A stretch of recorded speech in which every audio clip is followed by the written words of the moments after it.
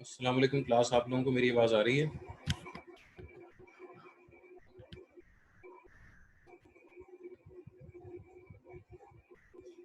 अस्सलाम वालेकुम क्लास, आप लोगों को मेरी आवाज़ आ रही है?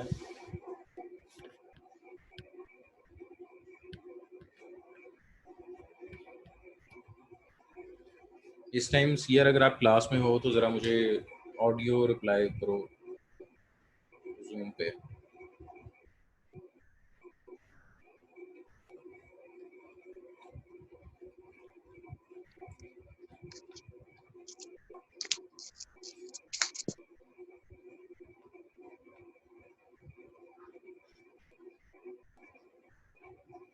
सियर शहाब, अगर आप क्लास में हो तो मुझे ऑडियो रिप्लाई करो।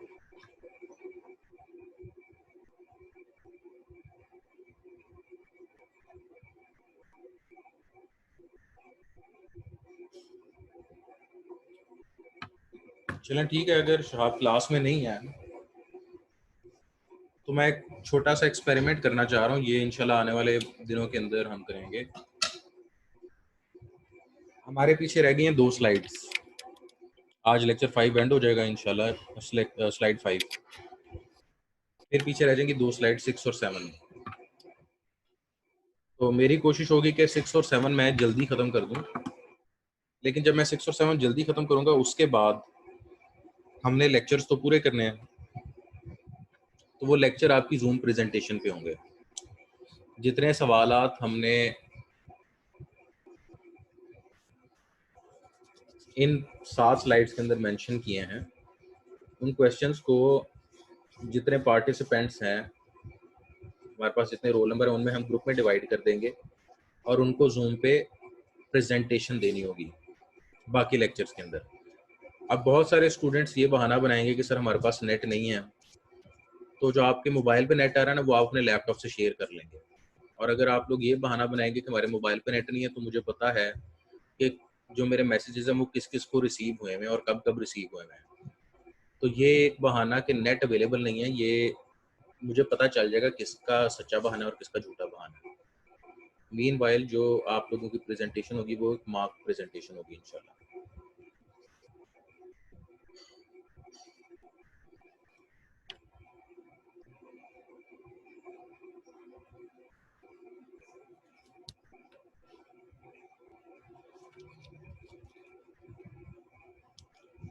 जी शहाब साहब, welcome to the class.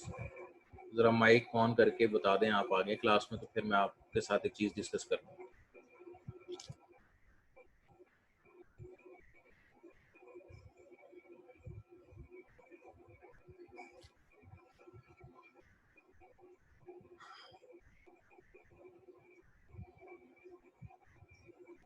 Shahab, अगर आप क्लास में हो तो अपना माइक ऑन करो।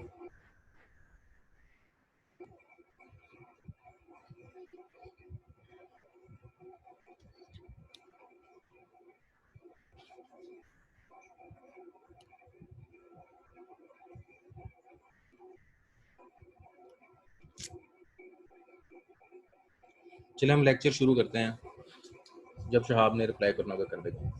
जो आज का हमारा लेक्चर है वो है 2 ब्रॉड एथिकल फ्रेमवर्क्स के ऊपर, और उसके बाद हमने एक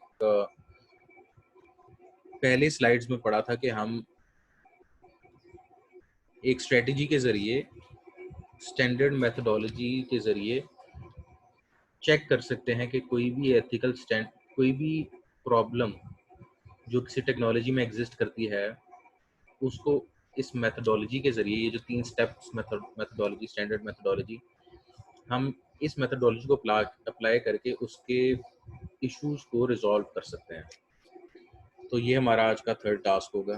तो पहले जो स्लाइड नंबर 25, 24, 23 ये मैंने इंक्लूड नहीं की कोर्स में, तो ये आप लोग इसको स्किप कर सकते हैं। 2 ब्रॉड एथिकल फ्रेमवर्क्स, जो एथिकल फ्रेमवर्क्स हैं उनकी 2 ब्रॉड कैटेगरीज हैं। एक है टेलियोलॉजिक और एक है डिओंटोलॉजिक। जो टेलियोलॉजिक है वो ये कॉन्सेप्ट है कि चाहे आप कोई गलत एक्शन करें, चाहे आप कोई सही एक्शन करें, अगर आपका मकसद पूरा होता है तो ये मायने नहीं रखता कि क्या सही था क्या गलत था, आपका जो मकसद था वो अचीव हो गया। अब मैं इसकी डेफिनेशन पढ़ता हूँ। राइटनेस और wrongness of an action depend on whether the goal desired end is achieve. अगर गोल अचीव हो गया तो जो गलत काम था वो भी सही था। इसकी मिसाल ये भी हो सकती है कि जो खुदकुश बम बार हैं वो बेशक अपनी जान की बाजी लगा देते हैं, लेकिन उनका कोई एक एंड गोल है जो इतना बड़ा है उनके लिए कि वो इस चीज़ को एक्सेप्ट करने को तैयार है कि वो अपने आप को ख़त्म कर देंगे।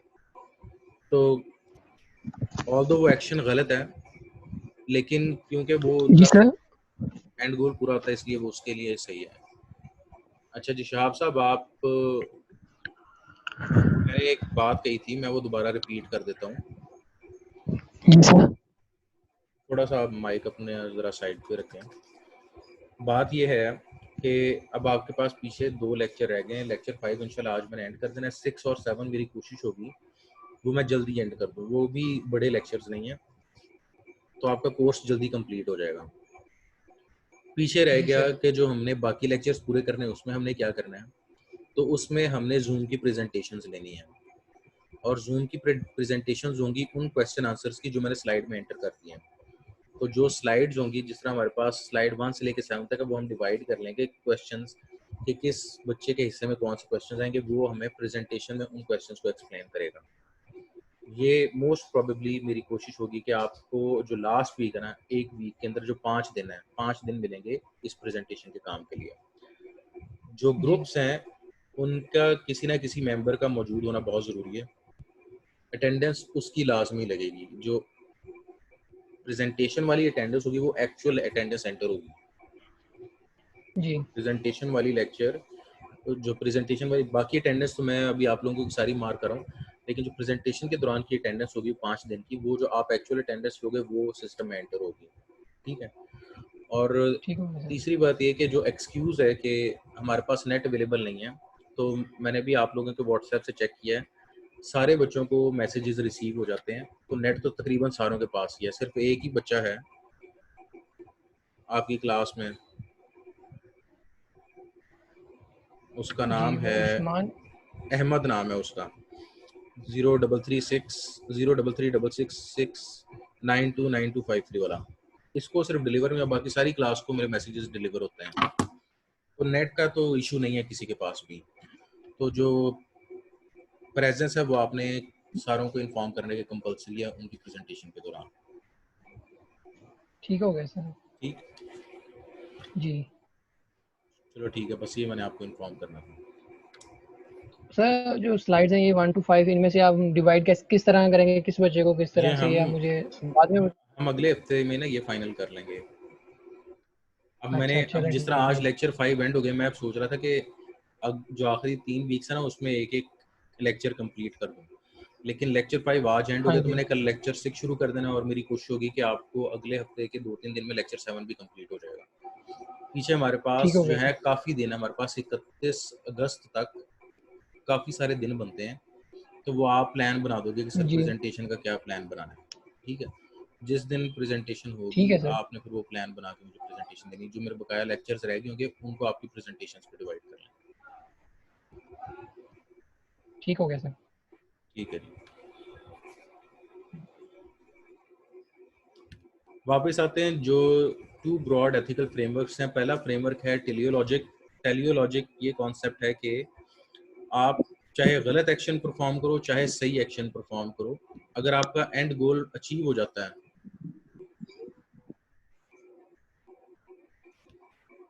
अगर आपका एंड गोल अचीव हो जाता है तो वो जो भी गलत काम था सही काम था वो मायने नहीं रखेगा। राइटनेस और wrongness of an action depend on whether the goal or desire end is achieve. Look at the consequences, may be it is okay to lie. जो दूसरा है हमारे पास डियोंटोलॉजिक, वो ये कहता है कि is an action right or wrong, act of obligation or duty prohibited against harming the innocent। जो डियोंटोलॉजिक है वो ये आर्ग्यू करता है कि जो एक्शन है वो सही और गलत है, चाहे जो मर्जी करे उसको उसकी बेस पे सजा मिलेगी। अगर किसी ने एक्शन गलत परफॉर्म किया, चाहे वो ये समझता हो कि जी उसका एंड गोल अच्छा है, लेकिन अगर उसने एक्शन गलत भी परफॉर्म किया तो उसको उसके गलत की सजा मिलेगी। अब जो टेलियोलॉजिक है उसके बारे में जो डिस्कशन है वो ये है कि द गुड ऑफ मैनी। जो जस्टिफिकेशन है, सबसे कॉमन जस्टिफिकेशन टेलियोलॉजिक की, टेलियोलॉजिकल फ्रेमवर्क की, वो जस्टिफिकेशन ये है कि ये गुड ऑफ मैनी के ऊपर बेस करता है। कि इसकी मिसाल ऐसे है कि जी अगर कुछ लोगों का नुकसान होता भी है, अगर ज़्यादा लोगों का फ़ायदा हो रहा है तो हमें वो काम कर लेना चाहिए। तो क्योंकि ज़्यादा लोगों का फ़ायदा है इसलिए ये काम कर लेना बेहतर है। ये टेलियोलॉजिकल फ्रेमवर्क है। An action is judged by how it affects the many. The point of reference is in the masses, not the individual. The good of individual, जो दूसरा है डियोंटोलॉजिकल फ्रेमवर्क, वो ये कहता है कि ये मायने नहीं रखता कि चाहे एक शख्स है चाहे ज़्यादा शख्स हैं, जो काम है वो जो सही काम है उसका उसको क्रेडिट मिलेगा, जो गलत काम है उसकी उसको सजा मिलेगी। At core of the deontological framework, an action is judged by internalized code of behavior, a moral system। तो यहाँ पे सवाल आपको बनता है, what are 2 broad ethical frameworks?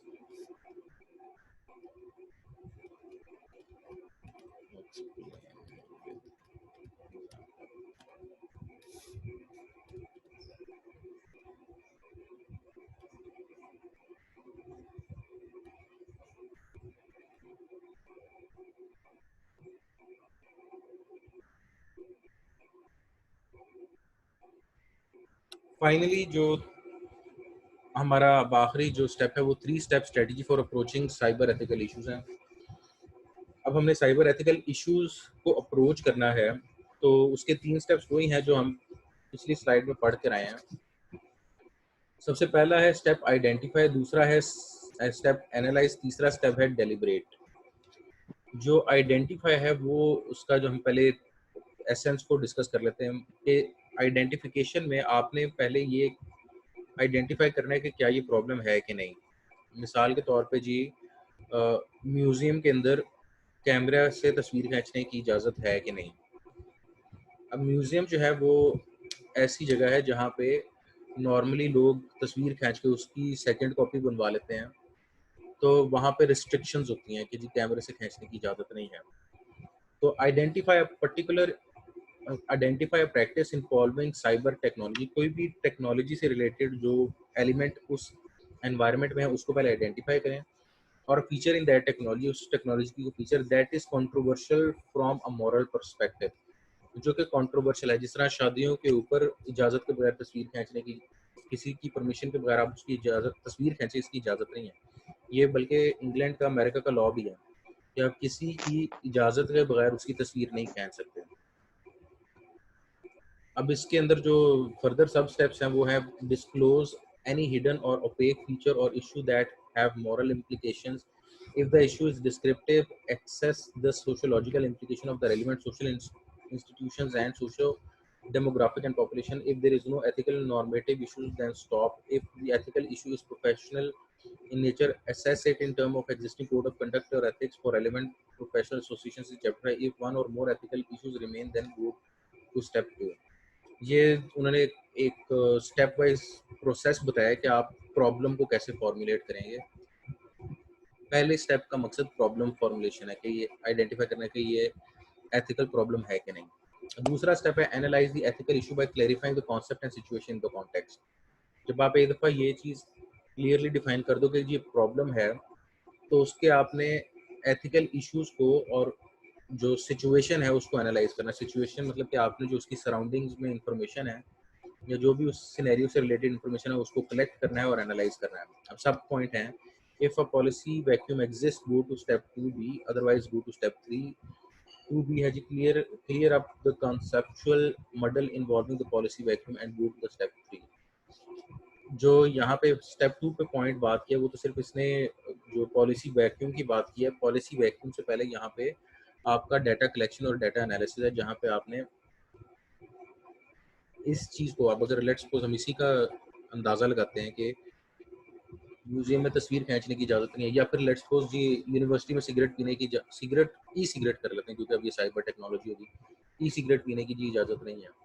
तो अब ई सिगरेट बाहर के मुल्कों के अंदर अगर आप ई सिगरेट पी रहे हैं तो वहाँ पे एक स्मोकिंग जोन बना होता है। अब स्मोकिंग जोन लीगली स्मोक करने के लिए अलाउड है। तो जब आप डाटा कलेक्ट करेंगे तो आपके पास ये इन्फॉर्मेशन आएगी कि किस किस जगह पे किस किस रूल को अप्लाई किया जा सकता है, किस जगह पे नहीं किया जा सकता, और अगर वो शख्स उस जगह था तो फिर आप उस पर ये इम्प्लीकेशन नहीं लगाएंगे। तो एनालिसिस के बाद आ जाता है deliberate on the ethical issue. The deliberation process require two stage apply one or more ethical theories to analyze one to the analysis of the moral issue, then go to step 3B, justify the position you reached by evaluating it against the rule of logical critical thinking। जो third point है basically वो policy making के बारे में है। आपने जब data collect कर लिया तो जो एग्जिस्टिंग मॉरल थ्योरीज एग्जिस्ट करती हैं वो अप्लाई करके आपने उसका रूल फॉर्मुलेट करना है कि जी एथिकल इशू है, इस इशू की डेफिनेशन के, डिस्क्रिप्शन के, और इसको किस सिनेरियो में इंप्लीमेंट किया जा सकता है, किस में नहीं इंप्लीमेंट किया जा सकता, उसकी डॉक्यूमेंटेशन कर देना। लास्ट यहाँ पे हमारा लेक्चर जो 5 है वो एंड हो चुका है। आप लोगों को कोई क्वेश्चन है तो पूछ लें।